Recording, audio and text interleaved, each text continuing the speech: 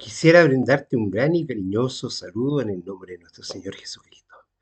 Nuevamente queremos compartir una palabra, una porción de la palabra, una palabra espiritual, una reflexión cristiana, pero principalmente mirando a Cristo en el mensaje.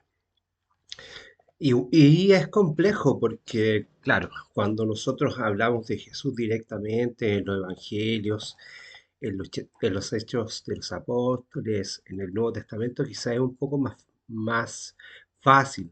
También en los mismos evangelios, Cristo habla directamente y podemos comprenderlo así. Pero cuando queremos mirar a Cristo en la revelación del Antiguo Pacto, en el Antiguo Testamento, se nos hace más complejo. Quisiera invitarte en esta oportunidad, primeramente, a que tú puedas leer el capítulo 47 de Ezequiel. Ezequiel es un libro tremendamente interesante, un mensaje muy profundo y lleno de símbolos, lleno de una mirada profética, lleno de un mensaje tremendo y de un contenido inconmensurable, podríamos llamar. Proporciona una descripción simbólica muy clara acerca de la espiritualidad. Y en este capítulo, en el capítulo 47, lo primero que siempre hago es poder hacer la invitación para que cada uno haga lectura y haga un estudio acerca del tema. Y estamos visionando una nueva vida en relación con estos versículos, principalmente entre el versículo 1 al 12, la fuente de aguas vivificantes. Y esta porción de las escrituras nos proporciona esta descripción simbólica, como ya habíamos dicho, una mirada clara hecha de un manantial, de un río espiritual. El río en esta visión de Ezequiel sale del templo y da vida a la tierra desde Jerusalén hasta el Mar Muerto. Con este preámbulo quisiera pedir la dirección del Espíritu Santo por medio de una oración para compartir parte de este mensaje. Vuelvo a insistir, haz tu propia lectura posicionándote entre los versos 1 al 12, 12 versículos que vamos a mirar ahí en profundidad. Así que vamos a pedir la dirección del Espíritu Santo para que nos acompañe en esta revisión. Querido Padre Celestial, te damos las gracias primeramente porque tú nos has regalado tu palabra, porque podemos en esta palabra encontrar tu testimonio, el testimonio de Jesucristo, Señor. Y en él, Señor, vemos que nos has estado acompañando y guiándonos a través de toda la escritura para establecer una relación con nosotros, para vincularte profundamente con nosotros y también para vincularte por la eternidad. Queremos, Señor, estar vinculados contigo así como tú quieres que vivamos. Sabemos que de manera amorosa nos está invitando directamente, nos está invitando siempre. Aquellos que a lo mejor hemos nacido en una cultura cristiana quizás nos parece más fácil, pero el Espíritu Santo, como hemos dicho y hemos sido muy enfáticos, está trabajando en todas las personas. No porque digamos que somos cristianos, no porque digamos, Señor, te conozco, realmente estamos viviendo una vida en ti. Ayúdanos, Señor, a vivir una vida plena en ti, a poder comprender el mensaje más allá de las palabras, más allá de esta profundidad, poder comprender lo que tú quieres para nosotros. Acompáñanos, Señor, por medio de esta meditación cristiana para reflejar ese amor que tú tienes para con nosotros y también revelar ríos de agua vida de nuestro propio cuerpo, de nuestro propio templo, del templo en el cual tú quieres morar. Todo lo agradecemos en los méritos de Cristo Jesús. Amén y amén. Bueno, en realidad estos versículos son muy interesantes. Podríamos dar lectura a algunos de ellos, pero lo interesante es que tú los puedas leer. Eh, Dice el mensaje, y vamos a hacer lectura de, de- de algunos versículos de Ezequiel, capítulo 47, verso 12, eh, desde el verso 1 al 12. el agua que fluye del templo. Después de esto, dice, o luego me condujo de nuevo hasta la entrada del templo. De nuevo a la entrada del templo. He aquí salían aguas de debajo del umbral del templo hacia el oriente. Enfrente del templo, hacia, de enfrente del templo hacia el oriente, el agua salía de debajo de la fachada sur del templo y fluía por el sur del altar. Eh, Otras versiones dice, salían aguas de debajo del umbral del templo hacia el oriente porque la fachada de la casa miraba hacia el oriente y las aguas venían de abajo y al lado derecho de la casa, al lado sur del altar. ¿Por qué quiero hacer este hincapié y este énfasis en estas dos miradas? Para que podamos hacer un contrapunto y estar mirando un poco el mensaje de lo que esto nos está señalando, porque vamos a ver algunos mensajes que están entre estos 12 o 13 versículos muy interesantes. Dice, me condujo por la puerta norte y me llevó fuera de la puerta exterior del lado oriental. Noté que salía agua de debajo de la fachada sur. El hombre se dirigió hacia el oriente con una cinta de medir en la mano. Midió 500 metros con el agua hasta los tobillos. Midió otros 500 metros con el agua, solo que ahora el agua me llegaba hasta las rodillas. Midió otros 500 metros todavía en el agua, que ahora me llegaba hasta la cintura. Siguió midiendo otros 500 metros, pero la corriente formaba un río y ya no podía cruzar. El río había crecido tanto que se podía nadar en él y era tan profundo que no se podía cruzar. Él me dijo, hijo de hombre, ¿te has fijado en la profundidad que ha alcanzado aquel arroyito de agua, verdad?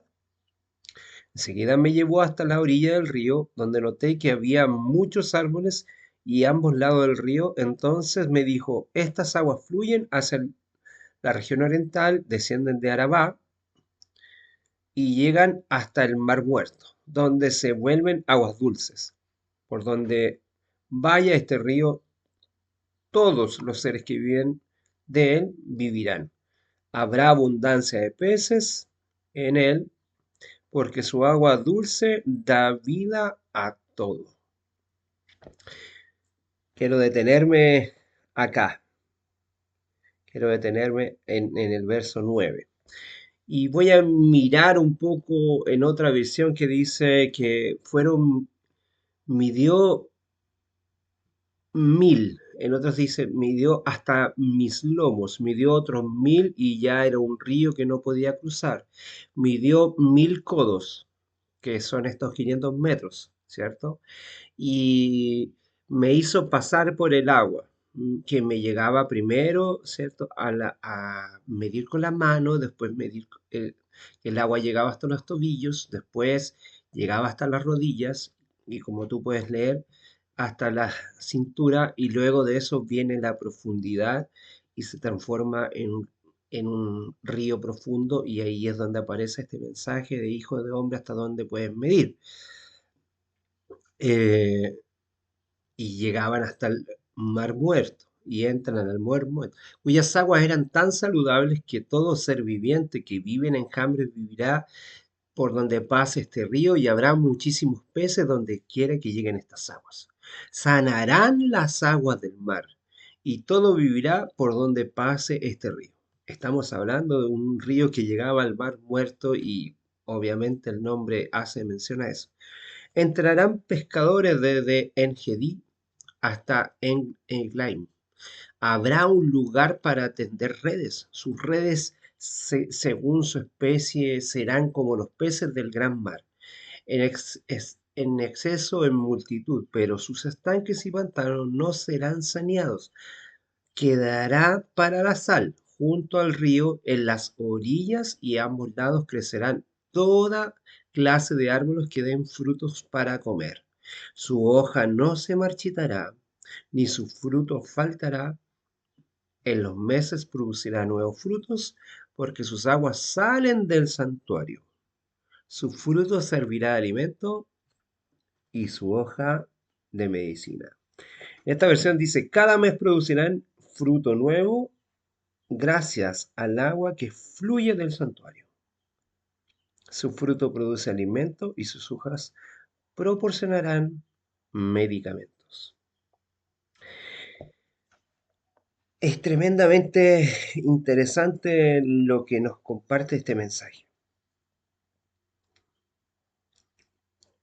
Incluso voy a leer un versículo más, dice, así dice el Señor Dios, estos son los límites del país para las 12 tribus de Israel, con dos partes para las tribus de José, podríamos llegar hasta ahí.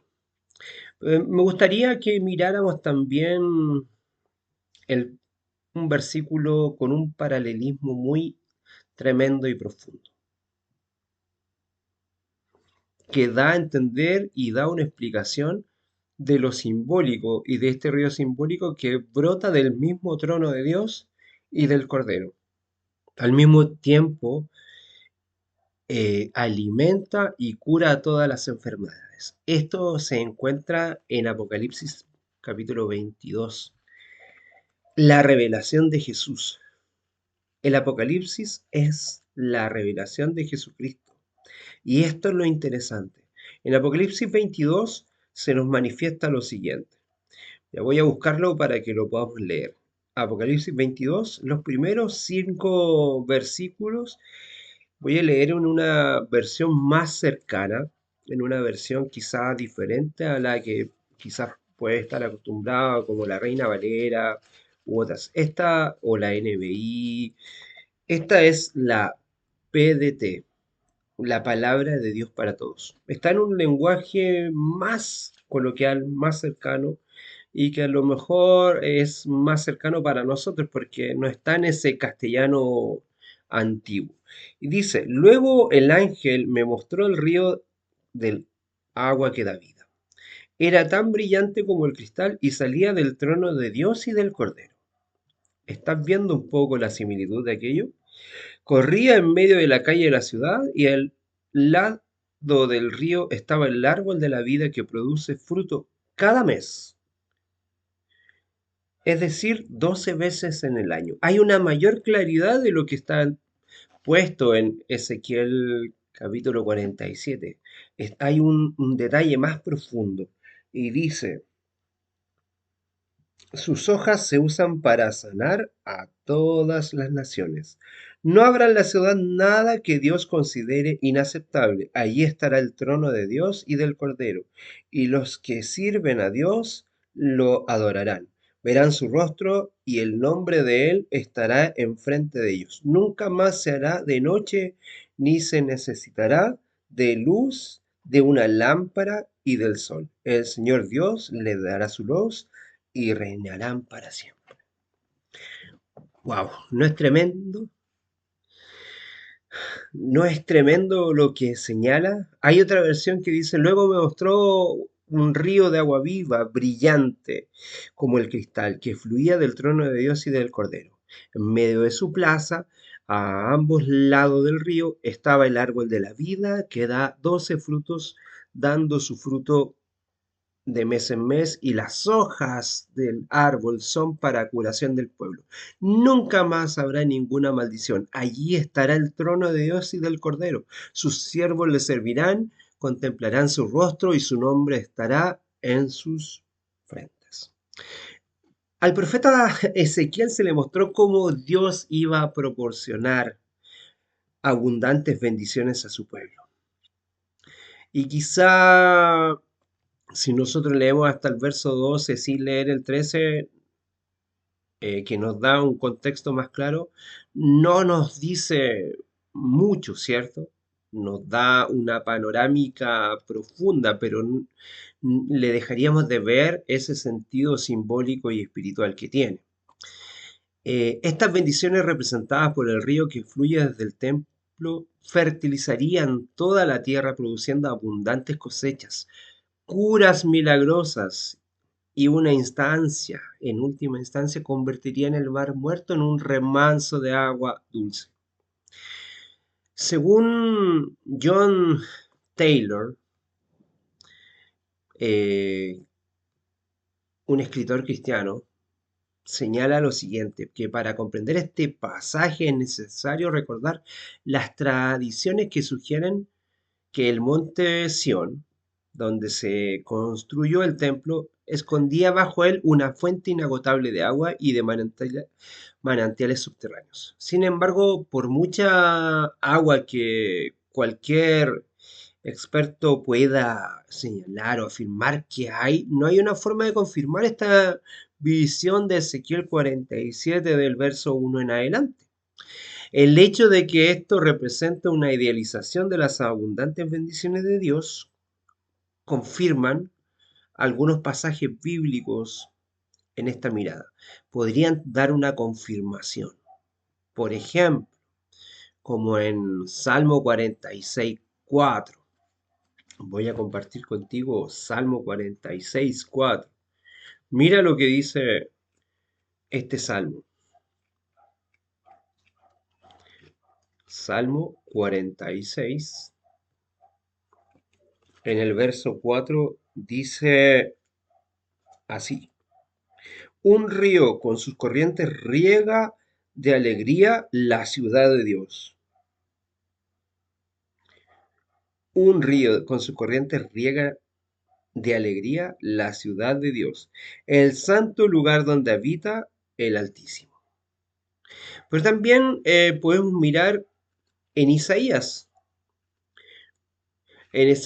33. Quiero llevarte a Isaías 33 y mira lo que aparece acá. Isaías 33:20. Fíjate en este pasaje. Mira a Sión, la ciudad de nuestras fiestas religiosas. Tus ojos verán a Jerusalén, hogar seguro y carpa que no será removida. Jamás quitarán sus estacas ni le romperán alguna de sus cuerdas. Bendiciones, fertilidad y agua son ideas casi sinónimas en el Antiguo Testamento. Los comentaristas, sin embargo, en busca de paralelos y antecedentes de este tipo de analogías o de simbolismo, recurren a la narrativa de la creación en Génesis 2.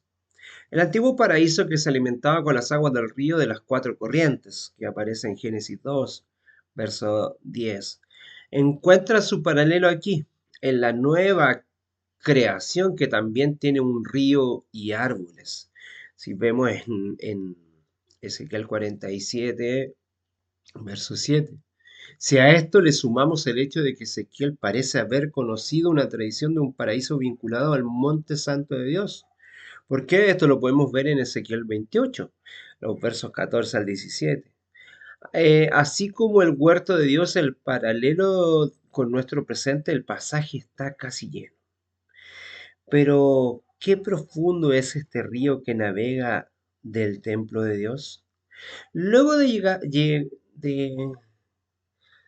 llevar a Ezequiel por medio de la visión a un recorrido por las instalaciones que conforman la cocina del templo, el guía espiritual, este ángel, lo lleva con una vara de medir para llevar al profeta a un último recorrido.